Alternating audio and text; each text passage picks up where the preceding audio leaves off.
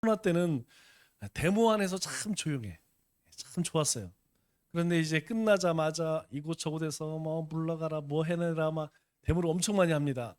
그 가운데 조금 눈에 띄는 것이 무엇이냐면 우리 농민들이 이제 쌀 수매 정책과 관련해서 막 데모를 하더라고요.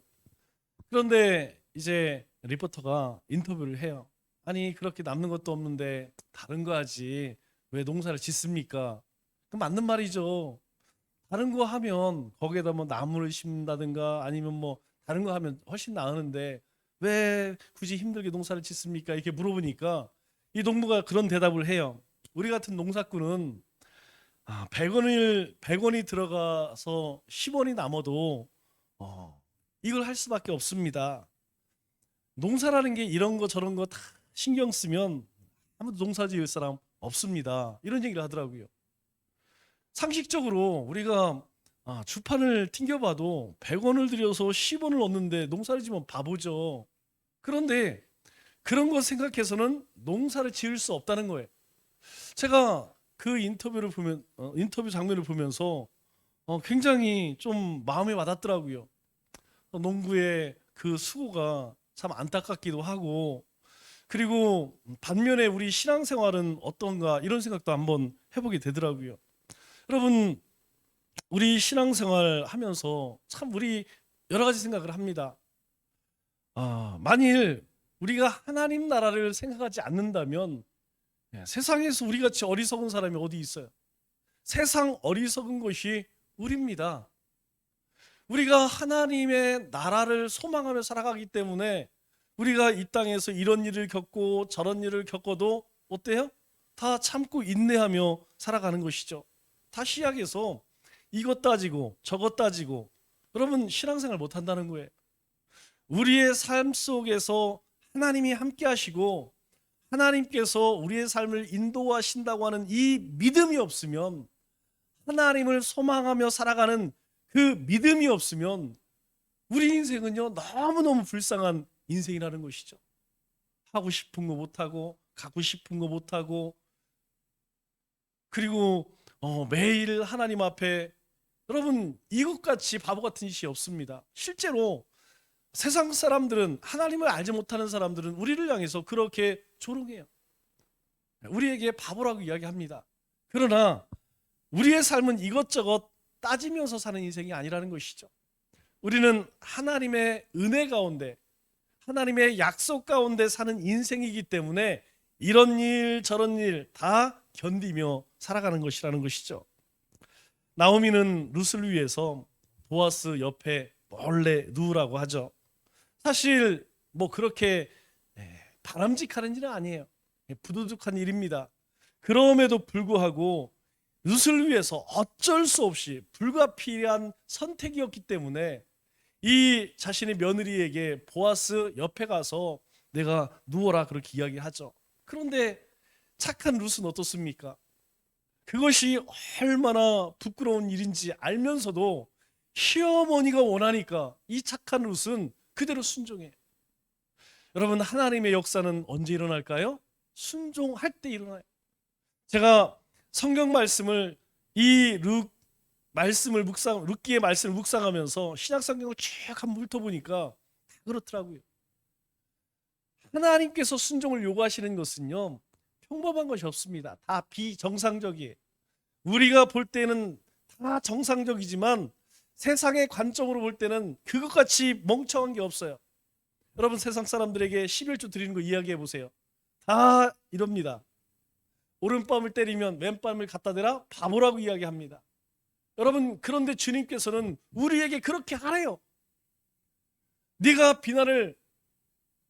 비난하지 말라는 거예요. 비난을 받아도 비난하지 말라는 거예요. 너를 미워한다 할지라도 그 사람에 대해 정죄하지 말라는 것입니다. 여러분, 세상 관점으로 보면 이것같이 어리석은 일이 없어요. 그런데 그 주님의 말씀에 순종하면, 그 주님의 말씀을 쫓아가면 그 안에 기적이 있다는 거예요. 하나님의 살아계심을 경험한다는 것입니다. 또 한 가지는요, 그런 부당한 말도 안 되는 부도덕적인 그런 일을 할 때에 여러분 만일 순종한다 할지라도 용기가 없다면, 담대함이 없다면 여러분 가능하겠습니까? 오늘도 전도를 하는데 참 세상에 기분 나쁜 게 뭐냐면 차라리 툭 치면 괜찮아요. 싫어요도 괜찮아요. 상대를 안 해. 아, 예수 한번 믿어보시죠. 혹시 교회 다니세요? 아주 그냥 그것도 이제 아직 어린 여기 학교 다니네 대학생 같아. 어른이 이야기하는데 쳐다보지 마. 들은 적도 안 해.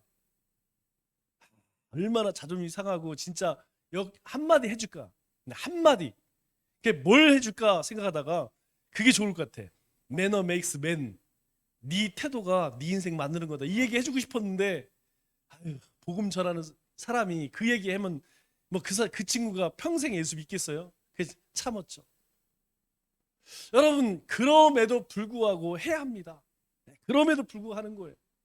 여러분 신앙생활 가운데서 하나님의 말씀이 우리의 심령 가운데 와서 딱 두드릴 때에 용기를 내 담대해야 합니다.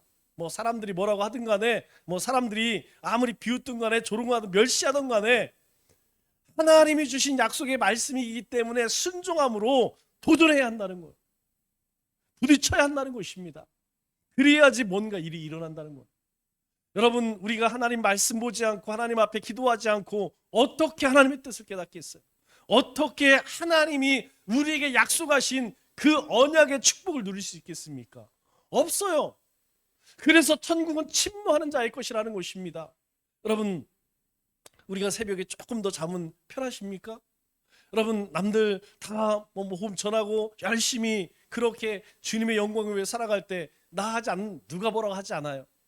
그런데 그 삶에는요 아무 일도 일어나지 않아요. 오늘 루크같이 시어머니의 말도 안 되는 말에 순종하니까 그 인생 가운데에서 하나님이 역사하는 거 아니겠습니까? 룻은 참 민망하죠. 그리고 창피하고 부끄럽죠. 그럼에도 불구하고 용기를 내서 이 보아스의 이불 속에 들어갑니다. 여러분 깜짝 놀라죠. 아무리 피곤하지만 뭐 낯선 사람의 살길이 느껴지면 얼마나 놀랬겠습니까? 벌떡 일어나서 누구냐? 그때에 이 룻이 뭐라고 이야기해요? 룻이 이야기하기를 나는 당신의 시녀입니다. 나를 받아주십시오. 왜? 당신이 나의 기업 물을 자입니다. 나의 대를 이을 자입니다. 사실 아무 근거 없는 이상한 짓이 아니에요. 순서가 조금 나중이기 때문에 문제가 되는 것이지 그거 아니라면 당연히 요구해야 합니다. 왜냐하면 하나님께서 그렇게 이스라엘 백성들 가운데에 율법으로 허락하셨어요. 그런데 그 이야기를 들은 룻의 마음은 어땠을까요? 그 룻의 이야기를 들은 보아스는 그 말 속에 룻의 마음을 읽을 수 있었어요. 왜냐하면 그것은 룻이 시어머니에 대한 사랑이었고 시어머니의 룻에 대한 사랑이었다는 것이죠. 시어머니는 며느리를 위해서 또 며느리는 시어머니를 위해서 그것이 부끄러운 일이었지만 그렇게 했다는 것을 이 보아스는 느꼈다는 것이죠. 만일 성적인 욕구였다면 이 룻이 보아스에게 갔을까요? 아니에요. 만일 돈을 벌고 자기의 욕망을 채우겠다면 여러분 저 다운타운 저작거리로 갔을 것입니다. 그곳에 가서 괜찮은 사람 잡아서 그렇게 자기 욕망을 채울 수도 있었겠죠. 그런데 그거 아니에요. 오직 한 마음 시어머니에게 기쁨을 주기 위해서 그 효심 때문에 그렇게 했다는 것을 보아스는 알았죠. 그래서 보아스가 이 룻에게 이야기합니다. 우리 10절로 11절 말씀을 보니까 이렇게 이야기해요. 내 딸아 여호와께서 내게 복 주시기를 원하노라. 내가 가난하건 부하건 젊은 자를 따르지 아니하였으니 무슨 얘기예요? 알아. 네가 성적인 욕구를 채우기 위해서 나에게 온 것 내가 다 한다. 만일 네가 그거 채우려고 했다면 이미 저 세상으로 나갔겠지. 젊은 놈 만났겠지. 그런데 내가 베푼 인애가 처음보다 나중이 더하도다. 내가 베푼 인애가 뭡니까? 인애라면 사랑이죠. 내가 시어머니를 위해서 네가 그렇게 헌신하고 사랑했던 그것이 네가 처음 이곳에 왔을 왔을 때보다 더하다는 거예요. 네가 정말로 시어머니를 얼마나 사랑하는지 네가 희생을 통하여서 그렇게 시어머니를 공경하는 것, 그거 이미 소문이 다 나 있어. 11절에 그래서 이렇게 이야기하죠. 그리고 이제 내 딸아 두려워하지 마라. 내가 내게 말한 대로 내게 다 행하리니 네가 현숙한 여인 줄을 나의 성읍 백성들이 다 아느니라. 걱정하지 말래. 내가 현숙한 여인인 줄, 네가 얼마나 비록 이스라엘 여인이 아니지만 내가 정말 마음을 다해서 그 시어머니를 모시고 있는 것, 그것을 온 동네 사람들이 다 안다는 것이에요. 여러분 얼마나 놀랬겠습니까? 자는데 이상한 여자가 발치에 와 있어요. 그것도 이불 속에 들어와 있어요. 얼마나 괘씸하겠습니까? 그런데요, 당신의 시녀입니다. 저 룻입니다.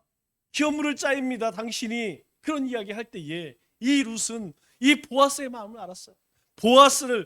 이 보아스는 룻의 마음을 알았습니다. 그리고 룻을 보낸 나오미의 마음도 알았다는 것이죠. 그래서 보아스는 이 룻이 고맙기도 하고 대견스럽기도 하고 사랑스럽기도 했죠. 만일 이 남정네의 움막에 용기를 내어서 온 이 룻에게 보아스가 거친 말을 했다면 어떻게 했습니까? 상처를 받았겠죠. 그런데 그렇게 하지 않았다는 것. 보아스가 분명 어떻습니까? 상황적으로 볼 때는 얼마든지 오해할 수 있는 그런 상황이죠. 그런데 그 오해할 만한 상황 가운데에서 보아스는 이 룻을 책망하지 않아요. 오히려 격려하고 위로합니다. 왜 그렇게 했을까? 그래서 중요한 것이 무엇이냐면 평상시의 행동이 중요하다는 거예요. 평상시의 생활 속에서 인정받아야 합니다. 우리가 평범한 생활 가운데 그 말 속에 신용을 쌓을 수 있어야 돼요. 우리 일상 평범한 생활 속에서 우리의 믿음을 보일 수 있어야 한다는 거예요. 왜 그렇습니까? 환난 날에, 고난 날에 인정을 받게 될 것이고 도움을 받기 위해서는 우리 일상 가운데에서 인정받는 사람이 되어야 한다는 것이죠. 우리는 이것에 많이 익숙해지지 않아요. 심지어는 삶에 이제 환난이 찾아오고 고난이 찾아오는데도 주님을 찾지 않는 강팍한 시대를 살아갑니다.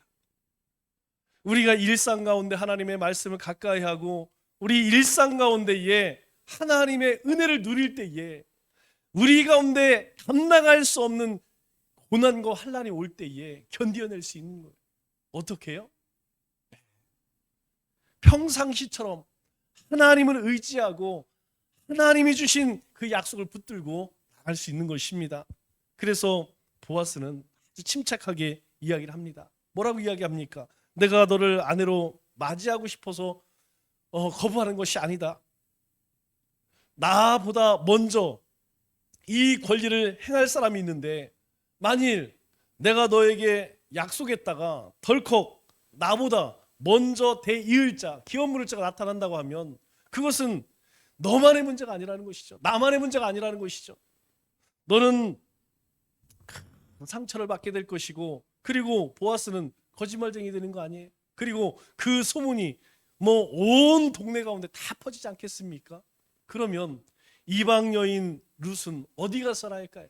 지금도 남의 집 밭에 가서 이삭 줍는 그것으로 하루하루 연명하고 살고 있는데 그마저 소문이 그렇게 나면 이 룻은 어디 갈 곳이 없어요.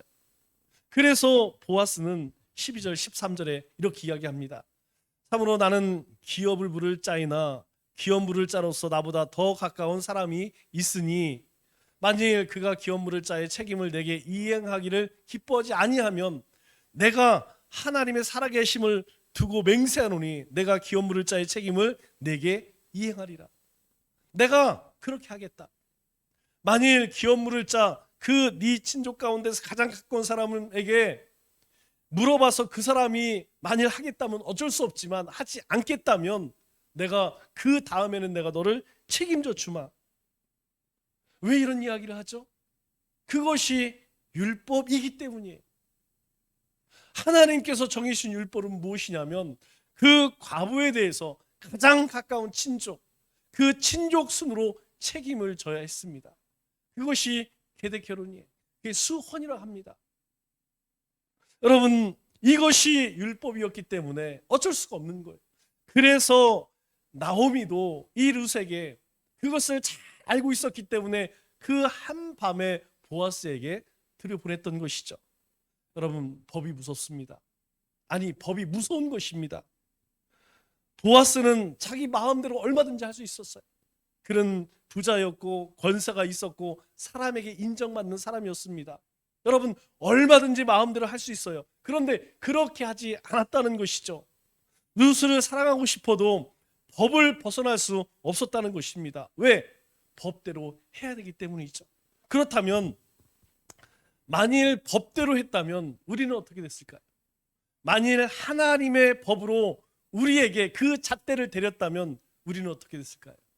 우리는 다 하나님의 심판 가운데, 그 영원한 저주 가운데에 하나님의 심판을 면할 길이 없다는 것이죠.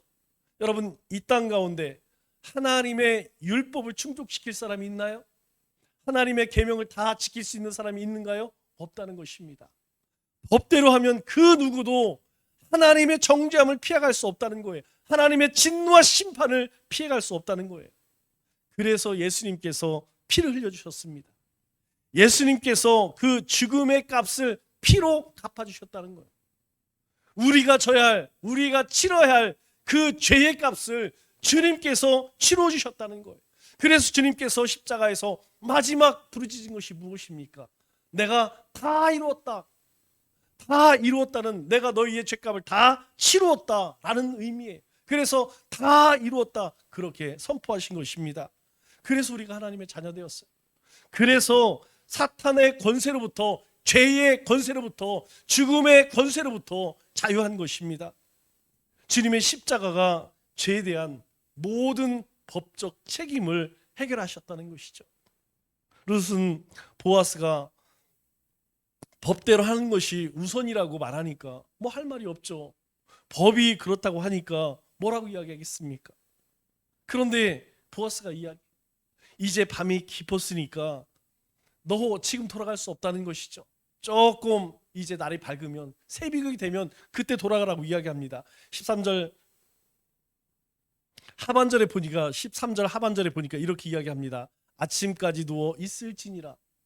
그래, 내가 지금은 너의 대를 이을 수 없어. 대 이을 자가 만일 포기하면 내가 그 일을 내가 반드시 이행할게.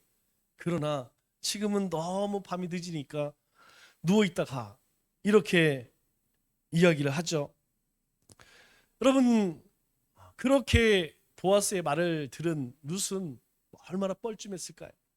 나름대로 참 떨리는 일이었지만 기대하며 오지 않았겠어요?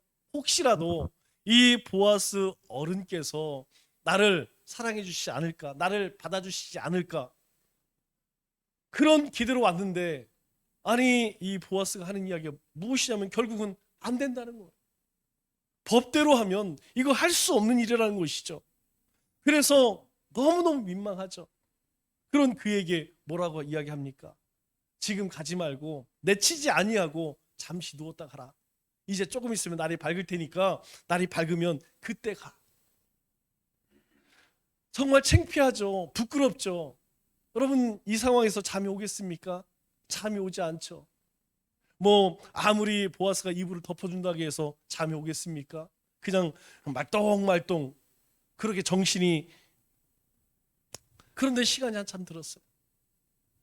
시간이 한참 지나 자신도 모르게 깜빡 졸았습니다. 그때 14절 보니까 이런 이야기해요. 룻이 새벽까지 그의 발치에 누웠다가 사람이 서로 알아보기 어려울 때에 일어났으니 보아스가 말하기를 여인이 타작마작에 들어온 것을 사람이 알지 못하여야 할 것이라. 이제 새벽이 되었습니다. 후다닥 일어나서 이제 뭐 머리도 만지고 옷 매무시도 이제 고쳤죠. 그런데 보아스가 이런 이야기를 해요. 만일 사람들이 보면 얼마나 오해하겠느냐. 여기는 보리를 터는 곳이기 때문에 여인네들이 오는 곳이 아니다. 그런데 여인네가 왔다 갔다 한다고 하면 사람들이 얼마나 오해를 하겠느냐. 오해받기 쉬우니까 지금 사람 눈에 띄지 않는 이 시간에 조용히 몰래 그렇게 돌아갔으면 좋겠다. 그런데요, 이 보아스가 이상한 이야기를 합니다. 어떤 이야기를 하냐면 겉옷을 벗으라는 거예요. 15절 말씀을 보니까 이렇게 이야기합니다. 보아스가 이르되 내 겉옷을 가져다가 그것을 펴서 잡으라. 겉옷을 펴서 그것을 펴라고 이야기합니다. 그리고 하는 이야기 무엇이냐면 그것을 펴서 보리를 6번 되어 룻에게 지어주고 성읍으로 돌아가니라. 그 편 겉옷에다가 보리 6번을 한 6대 정도 되겠죠. 그럼 적은 양이 아닙니다. 한 말 반보다 더 많은 양이죠. 6대를 그 옷 가운데 싸주고 여기 지어주고에 각주가 붙어 있죠. 이어주고 머리 이어줬다는 거예요. 머리 이어주고 보냈다 그렇게 이야기합니다. 참 이상해요. 지금 얼른 피해야 되는데 얼른 그 자리를 떠나야 하는데 보아스는 그냥 보내지 않습니다. 그리고 그에게 보리 6대를 싸줘요. 그리고 그것을 머리에 이주고 가게 합니다. 왜 그랬을까요? 바로 이 보리 6대는 보아스의 증표라는 것입니다. 우리가 창세기 말씀을 묵상하고 있죠. 야곱의 아들 가운데 유다가 있습니다. 유다의 두 아들이 있어요. 엘과 오난인데 이 엘이 하나님 앞에서 엄청나게 악한 짓을 해서 죽임을 당합니다. 그러니까 그의 아내가 누구죠? 다말이죠. 다말이 자식이 없습니다. 그러면 그 다음에 기업 이을 자가 누굽니까? 바로 동생이죠. 오난입니다. 그런데 그 오난이요 싫어합니다. 왜? 그 형수를 아내로 맞이하게 되면 그 자녀를 낳아도 자기 자녀가 될 수가 없어요. 누구의 자녀입니까? 형의 자녀가 되는 거예요. 그래서 자신의 재산을 그에게 떼어줘야 한다는 것이죠. 왜? 그 가정을 이룰 수 있도록 해줘야 한다는 것이죠. 그래서 그 욕심 때문에 오난이 거부를 해요. 그 거부함으로 인하여서 하나님께서 그걸 악하게 보시고 오난도 죽여버립니다. 그러면 이 다말은 어떻게 살아가죠? 자신의 기업 이을 자가 다 죽어버렸어요. 그래서 시아버지에게 요구합니다. 그런데 시아버지가 들어주지 않아요. 그래서 이 다말이 자신을 몸 파는 여인을 속이고 이 시아버지 유다와 관계를 맺어 임신을 하게 됩니다. 그런데 그 관계를 맺고 그 값으로 무엇을 받습니까? 바로 증표를 받아요. 도장과 끈과 지팡이를 받게 되죠. 숨깁니다. 이후에 이제 배가 불러오니까 시아버지가 난리가 난 것이죠. 네가 음행을 저질렀구나. 그것은 당연히 추구할 일입니다. 끌어서 불에 태워 죽여라. 명령 내렸을 때에 이 다말이 무엇을 끌어내? 바로 그 성매매할 때 시아버지에게 받았던 그걸 받는 거예요. 여러분 이 문제의 시작이 어디서 시작됐습니까? 바로 하나님께서 말씀하신 그것을 행하지 않았을 때에 그 집안 가운데에 그런 문제가 생긴다는 것이죠. 그런데요, 그때 시아버지가 며느리에게 뭘 줬어요? 증표를 줬다는 것입니다. 그런데 하나님께서 우리에게 증표를 주셨어요. 그 증표가 무엇일까요? 바로 십자가라는 것입니다. 그 십자가를 통하여 내가 구원받았다고 하는 믿음을 하나님께서는 우리에게 증표를 주셨어요. 그래서 우리는 이 증표가 있기 때문에, 이 흔적이 있기 때문에 우리는 흔들리지 않는다는 것입니다. 예수님의 제자 가운데 도마라는 사람이 있었어요. 의심이 많았습니다. 예수님이 다시 살아났다는 거 믿을 수 없었어요. 주님이 오셔서 내가 바로 예수다, 안 믿습니다. 그때 어떻게 하죠? 내 손을 만져봐라. 내 옆구리를 만져봐라. 그 흔적이 있을 때에 도마는 주님이 그리스도시요 하나님의 아들입니다 고백하게 되는 거예요. 여러분 오늘 우리 가운데 그 주님이 주신 흔적이 있기 때문에, 그 증표가 있기 때문에 우리는 이 땅 가운데에서 주님의 나라를 소망하고 사는 것입니다. 우리는 이 땅 가운데 하나님의 약속의 말씀을 붙들고 담대하게 살아가는 것이죠. 룻은 캄캄한 밤에 이제 보리 6대를 머리에 이고 집으로 돌아와요. 집으로 돌아올 때에 우리 어르신들 다 아시겠지만 새벽 한 4시, 3시 저희 어머니는 2시에 있나, 언제 주무시냐면 저녁 드시고 6시면 주무세요. 7시. 하여튼 저녁 드시고 나면 바로 주무세요. 그런데 언제 깨느냐? 1시, 2시에 깨. 그때 일어나서 돌아다니. 그때 제일 듣기 싫은 게 뭐냐면 새벽 1시, 2시에 마늘을 쪄. 본인만 즐겁고 다른 사람 다 죽습니다. 그거 아래층 사는 사람 아마 경험한 사람 있을 거예요. 예전에 제가 지천에 사는데 할머니가 사는데 새벽 5시 되면 캉캉캉캉 뭘 찢는지 죽겠더라고. 이 룻의 시어머니 나오미가 잠이 오겠습니까? 며느리를 그렇게 보아스에게 보내서 잠도 오지 않았을 뿐만 아니라 또 새벽에 잠도 없겠죠. 아니 이른 새벽에 며느리가 이제 들어오니까 그 인기척 때문에 금방 알죠. 신이 났죠. 어떻게 잘 됐는지 궁금해서 묻습니다. 아가야 어떻게 됐느냐? 잘 됐냐? 16절 17절 말씀을 보니까 이렇게 말합니다. 룻이 시어머니에게 가니 그가 이르되 내 딸아 어떻게 되었느냐? 얼마나 궁금했겠어요. 룻이 그 사람이 자기에게 행한 것을 다 알리고 룻이 시어머니에게 이야기합니다.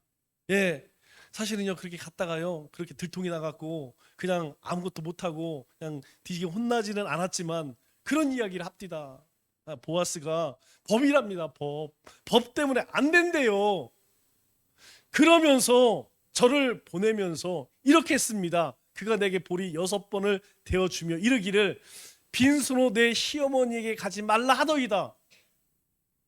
여기서 중요한 말이 무엇이냐면 빈손으로 내 시어머니에게 가지 말라 하더이다. 룻이 왜 왔습니까? 시어머니 때문에 왔어요. 시어머니가 원하시기 때문에 나오미가 원하기 때문에 가기 싫지만 그래도 순종하여 갔다는 것이죠. 그런데요 빈손으로 내 시어머니에게 가지 말라 하더이다. 이 보리 6대의 의미를 룻은 알지 못합니다. 그러나 그의 시어머니는 안다는 것이죠. 그래서 18절에 뭐라고 이야기합니까? 이의 시어머니가 이르되 내 딸아 이 사건이 어떻게 될지 알기까지 앉아있으라. 그래 한번 기다려보자. 일단 기다려보자. 어떻게 될는지 모른다. 룻은 몰랐어요. 그러나 그 보리 6대를 보면서 나오미는 알았습니다. 그래서 뭐라고 이야기하죠? 시어머니가 또 이상한 소리를 하는 거예요. 그 사람이 오늘 이 일을 성취하기 전에는 쉬지 아니하리라. 보아스가요 어떤 일을 이루기 전에는 쉬지 않겠다는 거예요. 않는다는 거예요. 그 사람 성격으로 봤을 때에 그 일을 반드시 해낼 것이라는 것이죠. 왜요? 증표가 있었기 때문에. 그 증표가 무엇입니까? 보리 6대. 그 보리 6대를 주면서 뭐라고 이야기했죠? 빈손으로 시어머니에게 가는 것이 아니다라는 거예요. 내가 너에게 들려준 이 보리 6대를 시어머니에게 가서 보여주라는 것이죠. 왜요? 내가 룻에 대한 마음이 있다는 거예요. 내가 룻을 사랑하는 마음이 있다는 거예요. 룻을 어여삐 여기는 마음이 있다는 거예요. 왜 우리가 주님 앞에 담대히 나갈 수 있는지 아십니까? 우리가 왜 주님 앞에서 뻔뻔할 수 있는지 아세요? 바로 우리 주님께서 그 증표로 믿음을 주셨기 때문이에요. 우리가 의로워서 그런 것이 아닙니다. 우리가 주님을 위해서 어떤 많은 일을 해서 그런 것이 아니라는 거예요.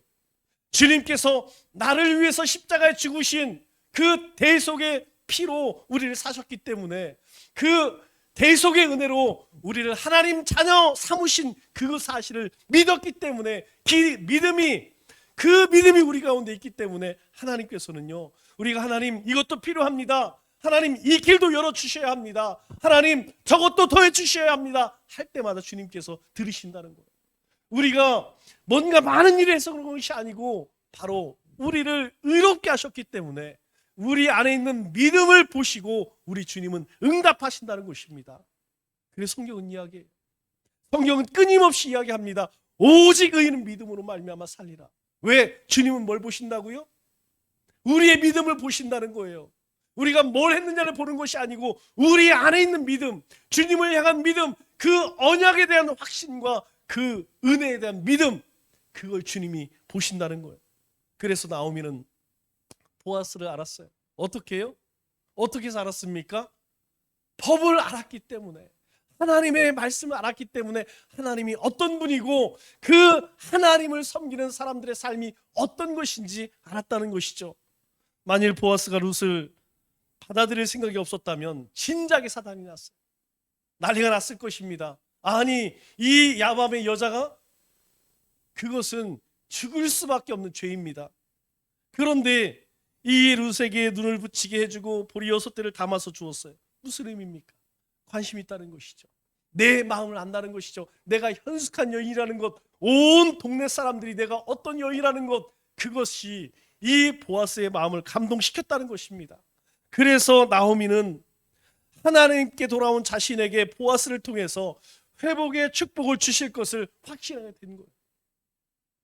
하나님께서 저 모압 땅에서 모든 것을 다 잃은 나를 하나님께서 돌려보내시고 혼자 안 보내시고 며느리를 보내서 그를 통해서 이삭을 죽게 하시고 보아스를 만나게 하신 것, 그 일들을 통하여서 하나님의 일하심, 하나님의 살아계심, 하나님께서 자신을 얼마나 사랑하는지, 자신의 삶에 얼마나 큰 축복을 부어주시는지 나오미는 알았다는 것이죠.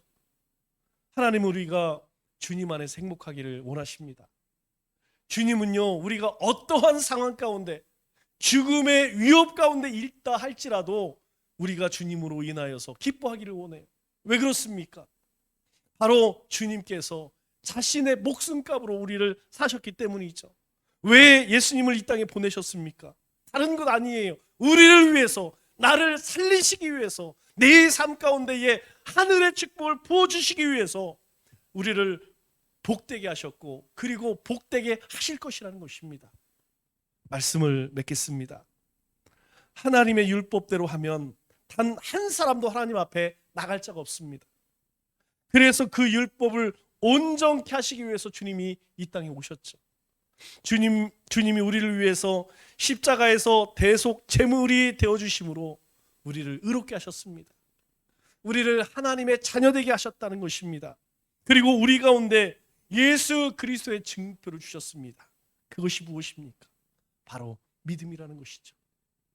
남은 3일도 우리가 고백한 대로 주는 그리스도시요 살아계신 하나님의 아들이심을 찬송하고 경배하고 증거하는, 그래서 담대한 믿음으로 남은 3일도 이기고 승리하는 우리 믿음의 권속들 다 되시기를 주님의 이름으로 축원합니다.